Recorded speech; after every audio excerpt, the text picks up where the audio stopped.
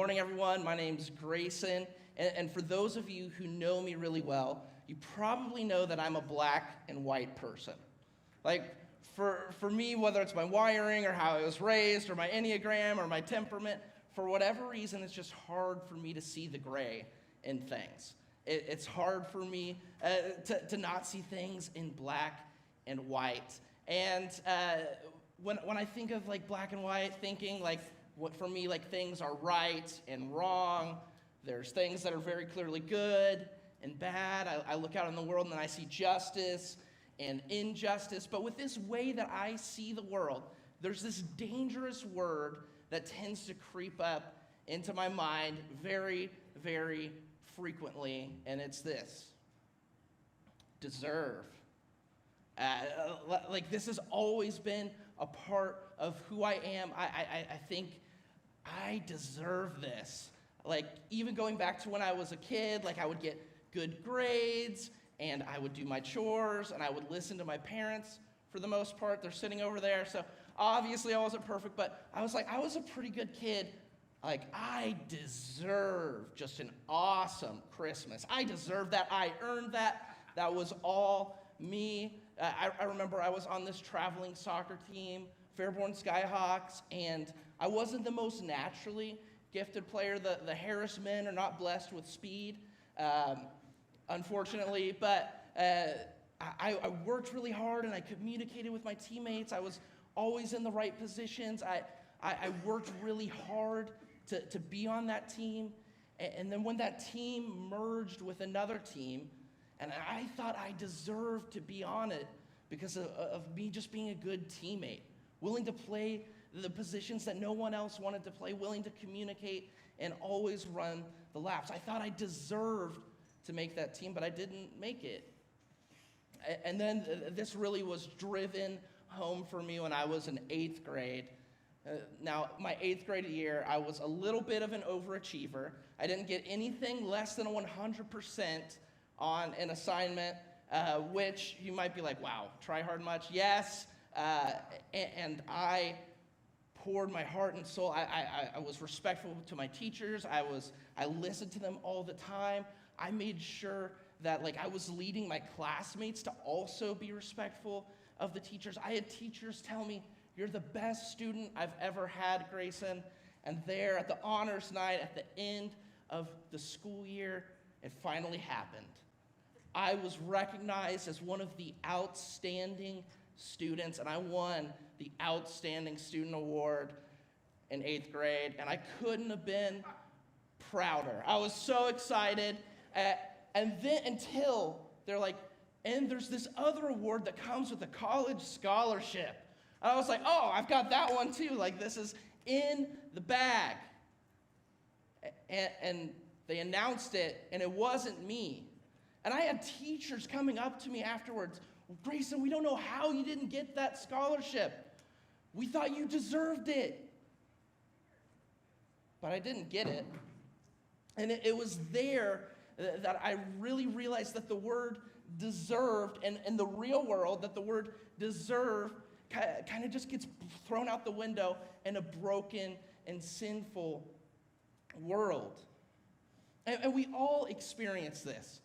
We feel like we deserve something and we don't get it. Maybe you thought you were just like the chosen one for the promotion, but the guy 3 cubicles down, now he's got the corner office and you're still in the cube farm. Maybe you've just been busting your butt at work and you've been working hard and you've been staying late and getting there early, and you are working weekends and you're checking email while you're at home on the couch when you're supposed to be with your family, and you're like, I deserve a Christmas bonus this year. And then bonus season rolls around and the budget's tight, margins were low, and you didn't get the thing you thought you deserved. Maybe you're a stay-at-home parent and like the kids are fed, the laundry's clean, like nobody's freaking out or screaming, like everything's good to go. You worked so hard, everything's good to go, and you just earned a 30-minute break. Like you deserve 30 minutes of just me time. So you light the candle and you start pour in the bath, and you pour a little glass of wine, and you're like, this is my me time, and you're about to hop in the bathtub, and then a kid's sick, and the break that you fought for, that you deserve. Moms are shaking their head, yes, I see that. The break that you deserve doesn't happen. And if you're a parent, I know you've said this, my parents had to repeat it more times than most, I'm sure, that life's not fair. I feel like I hear this on a daily basis because of the way I'm wired. I'm like, yeah, but it should be this way. It's not fair. I deserve that. This person deserves this. Life's not fair. It's just not. And sometimes this works in our favor, right? Like sometimes maybe you're a student and you're at Wright State and you completely forgot about a paper and you turn it in late and your professor doesn't dock any points. They accept the paper when they didn't have to. There's nothing you could do to earn that, and they just accept your late paper. There's nothing you could do to deserve that. That's just grace, getting something that you didn't deserve. Or maybe it's the opposite. You deserved something, and then you didn't get that thing. Like you were speeding on the way home from Thanksgiving, and you wanted to make sure you were back to do Black Friday shopping here in Beaver Creek, and you sped, and you got pulled over, but the officer just looked at your eyes and saw that you're a good person. No, they decide to let you off, and they show you mercy, not getting something that you do deserve. But nobody, not a single one of us gets everything that we deserve and nothing that we don't deserve.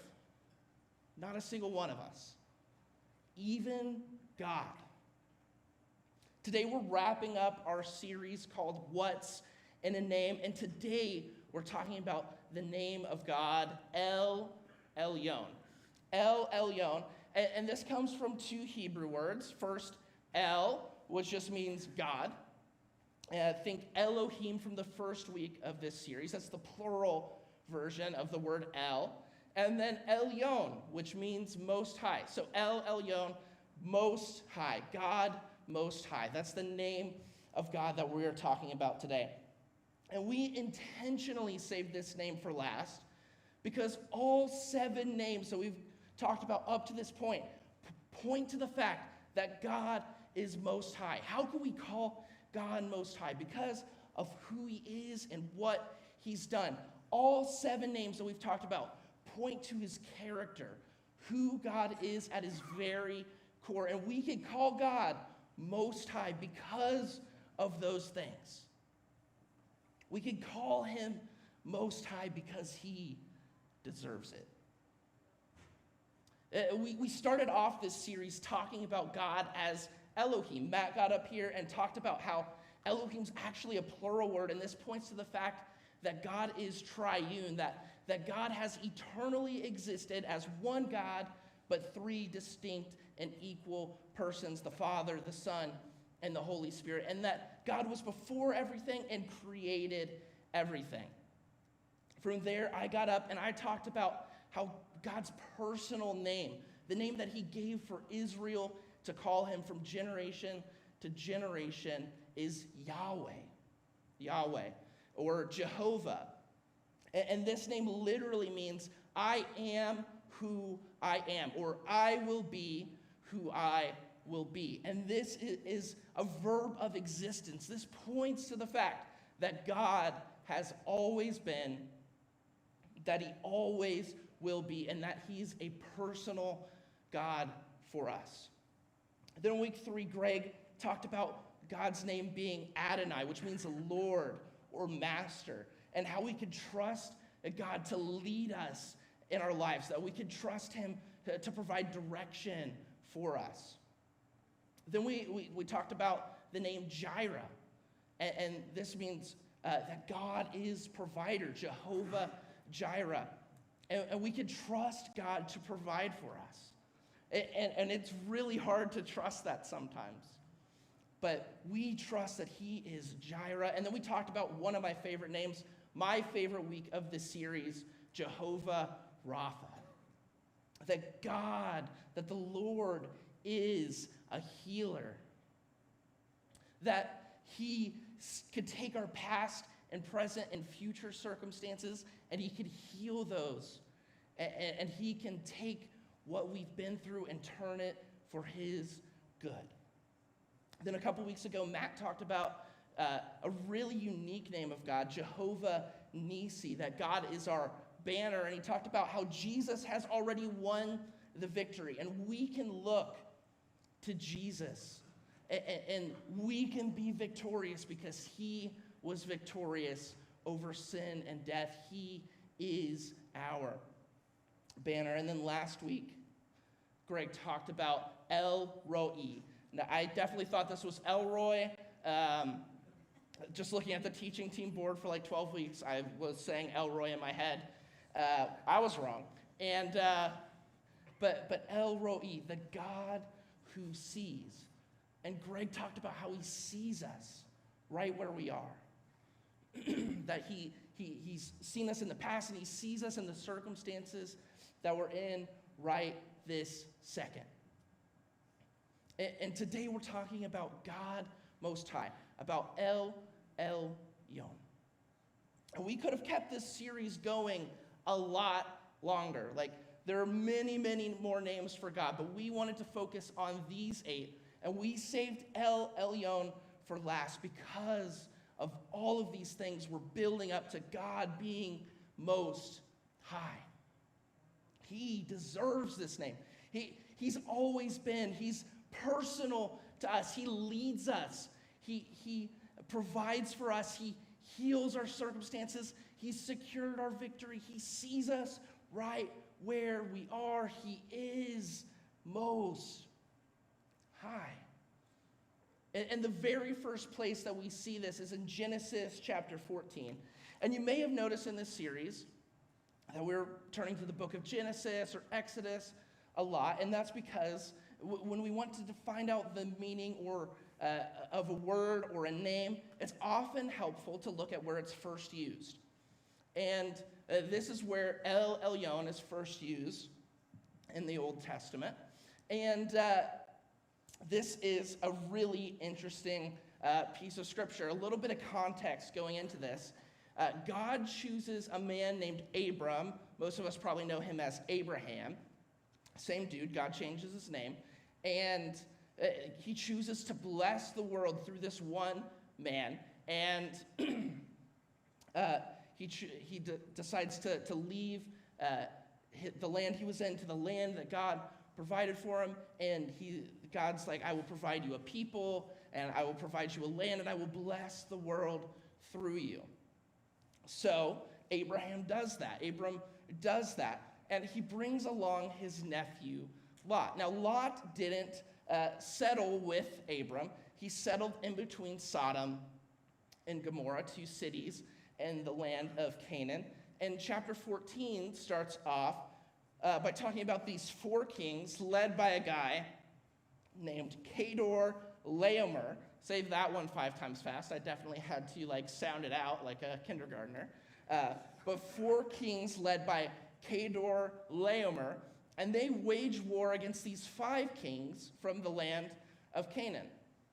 And the 4 kings take out the 5 kings, and 2 of those cities that the 5 kings were leading were Sodom and Gomorrah, where Lot was living. So Lot, Abram's nephew, gets taken to slavery.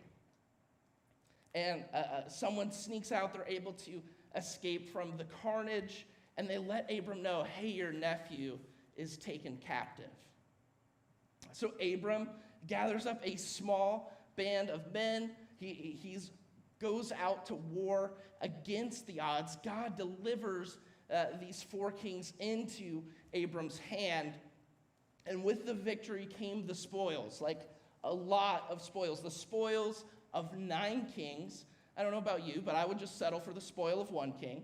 And this was the crops and the gold and the cattle and the slaves, all of this stuff. And he amasses this vast amount of wealth. And after this battle, he meets someone very interesting. If you would turn in your Bible or follow along on the screens, but Genesis chapter 14, verse 18.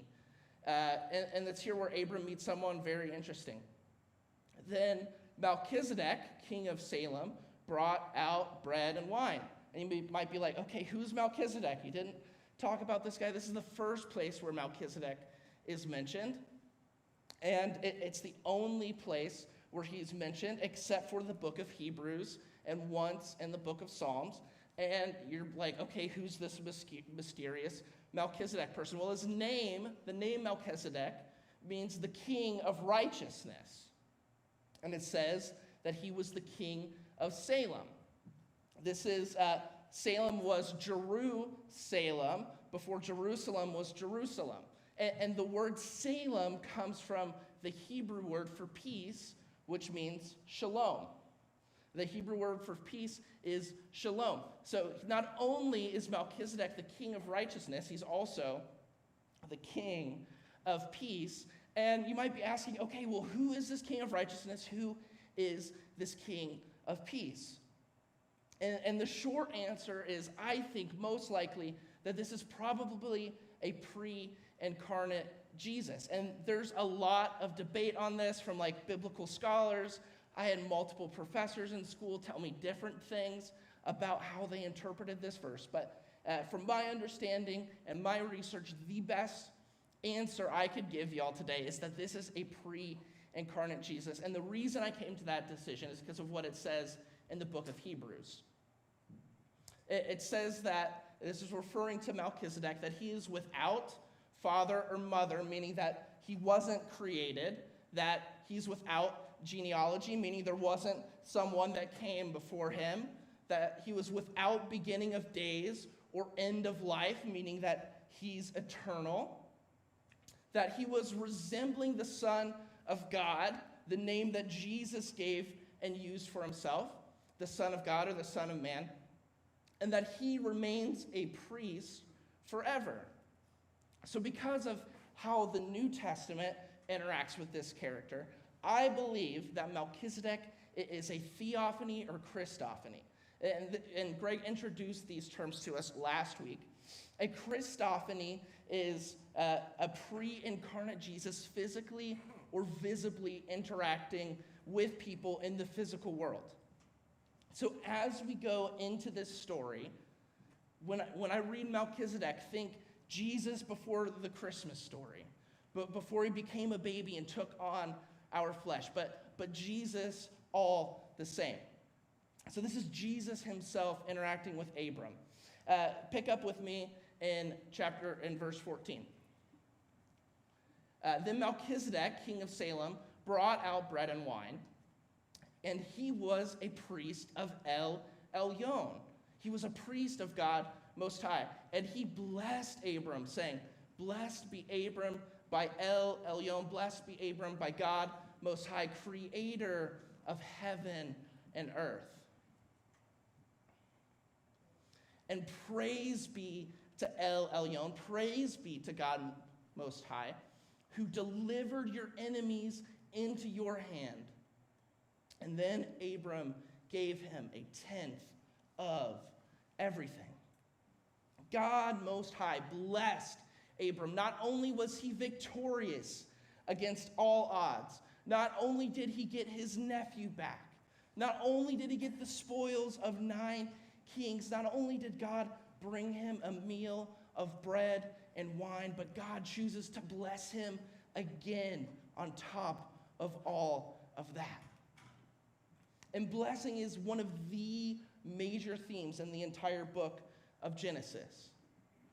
If you read Genesis, you start in chapter 1 and you read all the way through verse 50, you will see blessing pop up time and time again. And you will always see the greater blessing the lesser. You will see God blessing a man, or a father blessing a son. Oftentimes the wrong son, but a father blessing a son, all the same. And if God is God Most High, and the greater blesses the lesser, then God is the best blesser we could ever hope for. If God is God Most High, then he is always able to bless, and is able to give us the best blessings possible. And in response to all of that blessing, Abram gives a tithe. If you read this in Hebrew, it'll literally say Abram gave him a 10 of everything. The word tithe literally just means 10. And I love how the NIV translates it, that Abram gave him a 10th of everything. He got all of this gold and cattle, and he offers that in worship to Melchizedek, to God Most High. He gave 10% of everything as an act of worship. Abram doesn't give out of obligation or guilt or because it's the right thing to do. He gives as an act of worship, knowing that God's the one who provided him these resources, these blessings in the first place. And he worships God through his gift. And this isn't the only place where God is worshiped as God Most High. It happens a lot in the book of Psalms. And the book of Psalms is a collection of prayers and songs that were used in Hebrew worship. And one of my favorite Psalms, it says this in Psalm 9. I will give thanks to you, Yahweh. I will give thanks to you, Lord, with all my heart. And I will tell of your wonderful deeds. I will be glad and rejoice in you. I will sing the praises of your name, Elyon. I will sing the praises of your name, O Most High. Here, the psalmist is using Elyon by itself, not with El in front of it. So it just comes out as Most High. And here, the psalmist is worshiping God with all of his heart because of what God has done. Because of his wonderful deeds, he responds in worship to Elyon. Because of the wonderful deeds, he responds in worship and giving thanks. Giving thanks is a huge part of how we worship God. It's a massive part about how we worship him. If he's blessed us as God Most High with pretty much everything, then we could give thanks, and that's a massive part of our worship. It's also used a couple Psalms earlier in Psalm 7. It says this, I will give thanks to Yahweh. I will give thanks to the Lord because of his righteousness. I will sing the praises of the name of Yahweh Most High. I will sing the praises of the Lord Most High. Here, Elyon is used with Yahweh. Yahweh Elyon, Lord Most High. And the psalmist here is worshiping God because of who he is, because of his righteousness. He's worshiping God. And he's singing and pouring forth praise. And our singing, our worship is a massive part of how we worship God. And I remember when I was in middle school, I started playing percussion at Baker Middle School, and I started taking drum set lessons, and I started using that newfound gift and serving here at Fair Creek. And I wasn't the best, and you definitely don't want me up here today playing. I'm a little out of practice, but I got to be a part of the youth band, and we would play on Sunday nights and at retreats. And if you've been at Fair Creek for a really, really long time, you know that there used to be a set of bongo drums right there with like a tambourine and a cowbell to like bring you way back.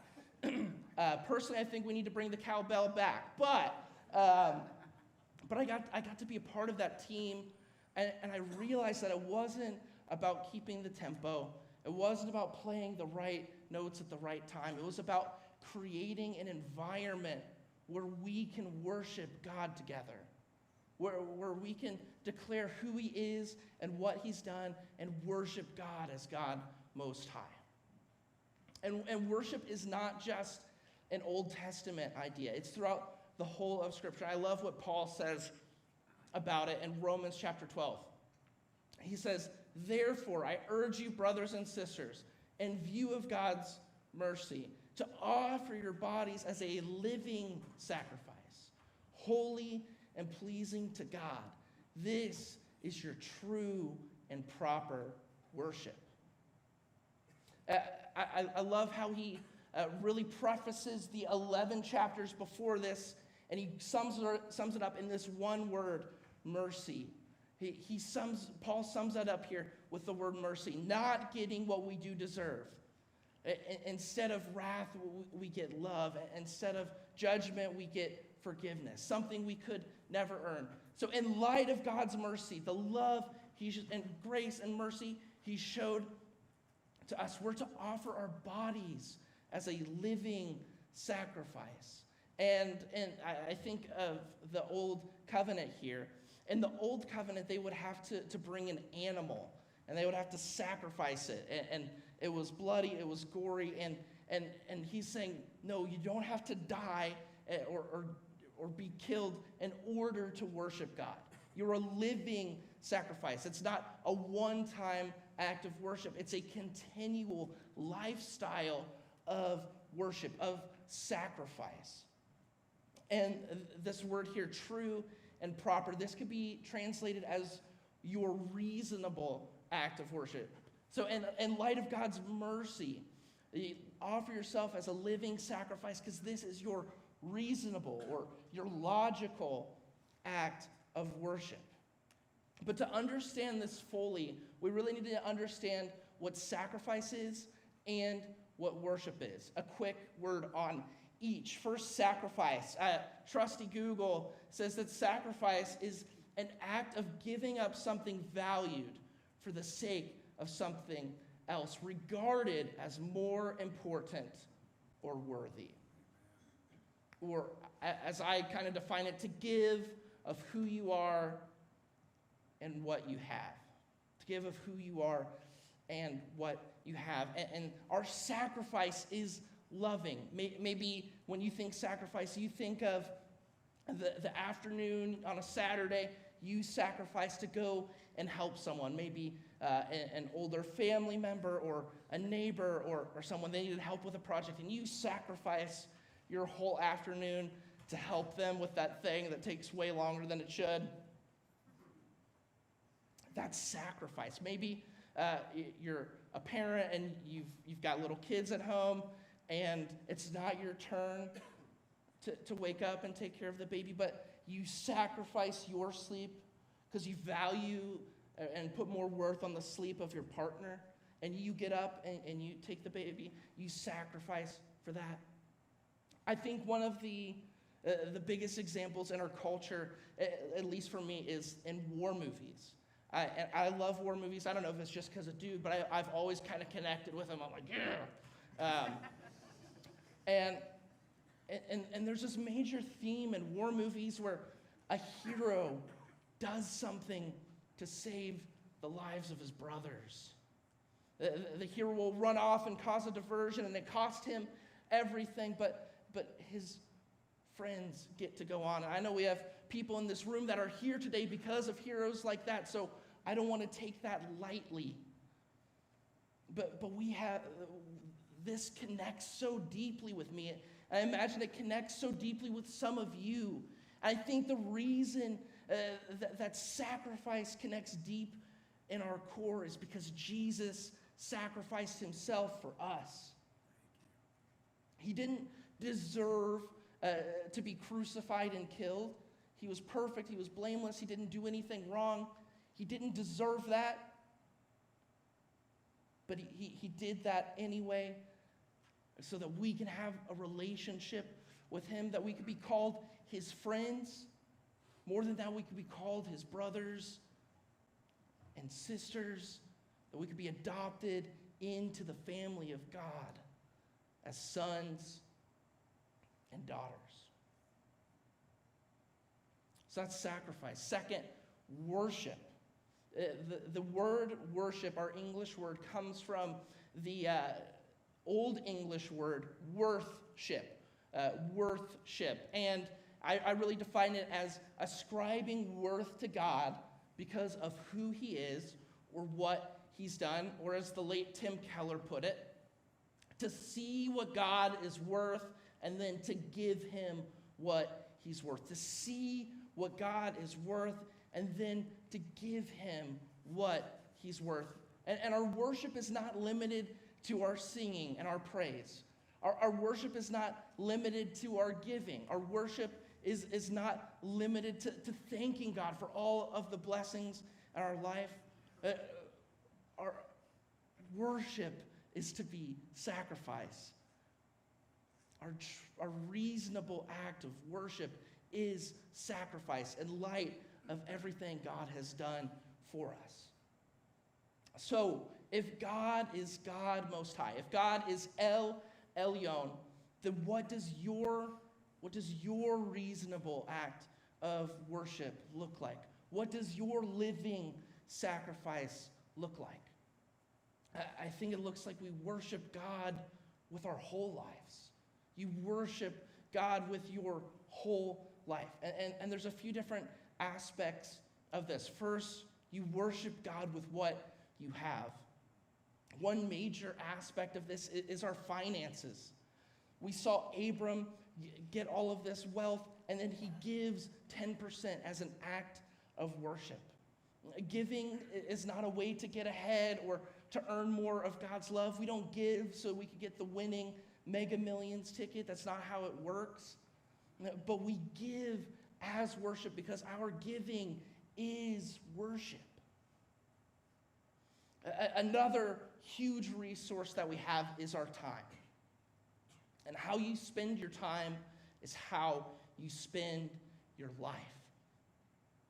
And if sacrifice is giving up something for something more valuable, I know how valuable our time is. We literally spend money so that we can have more time. We spend money so that we can DoorDash food, and we will take that extra 20% hit or whatever so we can save a little bit of time.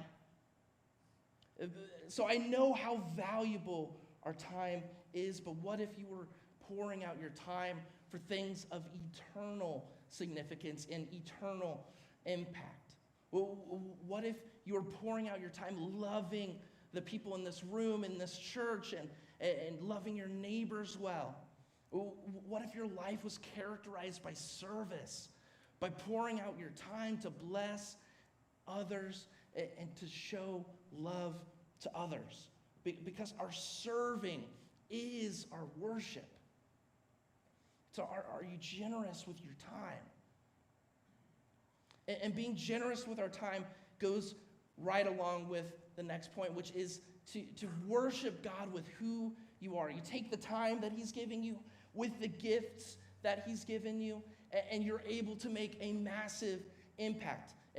And giving of who you are is really all about taking the gifts that God has given you and using those to worship God and to serve others. Maybe you're just great at hosting people at your home.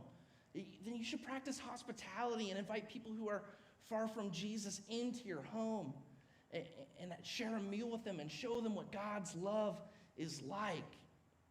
Maybe you're just like a baby whisperer, and you could calm or soothe any crying baby. We have a nursery here where you can give of that gift of who you are and calm babies that might be having a rough day in our nursery. Maybe you're just awesome at asking questions and listening and facilitating discussions. You could take that gift, that aspect of who you are, and be a small group leader for kids or students or adults. Maybe you just have the voice of an angel, or you're like the Jesus following Jimi Hendrix. And you could just bring those musical gifts and worship God and create an environment where all of us can declare who God is and what he's done. And maybe you're just awesome at planning parties. Help us plan awesome parties. Maybe you're like, I don't have anything. I'm just good at fixing things. Well, newsflash, we use this room for ministry, which means things get broken and messy, and we need people like you who can fix things here. Bottom line, give of who you are, and it'll make a difference. Sign up to serve. Even if you don't know where you want to serve, you can do that on the app. It goes straight to me, and I will help you find a place where you can take your giftings and your passions, and you can use those here to be generous with who you are. Finally, worship God through your gratitude. He's the one who's given us what we have. He's blessed us with the gifts that he's given to us. We're just coming out of Thanksgiving. I know how easy it could be to make that day about everything besides giving thanks. Maybe you didn't get a chance to stop and to thank God for the blessings in your life. One of the most impactful messages I've ever heard, the bottom line was that our unexpressed gratitude communicates ingratitude. We might feel grateful, but if we don't express that out loud, then we're communicating ingratitude. Thank God for all that he's blessed you with. That's a massive part of how we worship God. He is the Most High. He's the best blesser that we could ever hope for. Worship him through your gratitude. I just want to take a second. Just imagine if we were all to worship God with our whole lives. What do you think that would look like? In a culture where people are so protective of their time and they just want to keep it for themselves, and I'm not saying burn yourself out, but what if we were to pour out our time to love and to serve other people in a culture where people are stingy with their time? What if in a culture where we just want the best and the next and the greatest, and we want the new iPhone and more square footage and that designer piece of clothing, and we want to spend our money on this? What if we intentionally decided to live with less so that we could bless those around us and be generous? What if in a culture where complaining is the norm, and we take to Yelp and Google and social media to complain about how bad something is?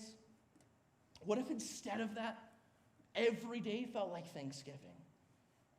And we just were grateful for all the blessings we've received. I think we would be in stark contrast to the culture if we worshiped God with our whole lives. And I think it would be absolutely irresistible. I think it would change our culture. I think it would change the way churches operate, and I think it would change the world. So what does your reasonable act of worship look like?